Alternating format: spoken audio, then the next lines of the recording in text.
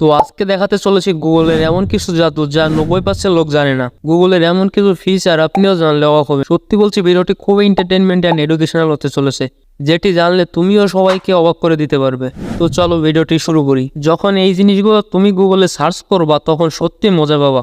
সর্বপ্রথম তুমি চলে যাও তোমার গুগলে এবং সার্চ করো ড্রপ বিয়ার। আর যখন তুমি এই আইকনে ক্লিক করবা তখন তোমার সামনে এক ভাল্লুক গুগলের উপর উঠতে দেখবা এবং পরে জোরে একটা ধামাকা হবে।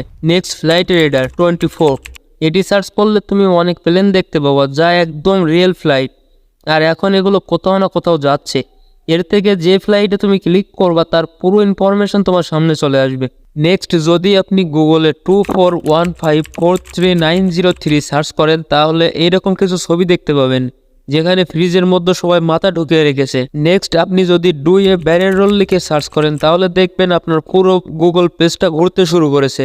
যদি আপনি গুগলে আস্ক ইউ লিখে সার্চ করেন তাহলে গুগলের পুরো পেজটি এক সাইডে সরে যাবে। নেক্সট, যদি আপনি গুগলে জার্গ রাস লিখে সার্চ করেন তাহলে দেখবেন একটু একটু করে আপনার গুগলের পেজটি সাদা হয়ে যাচ্ছে।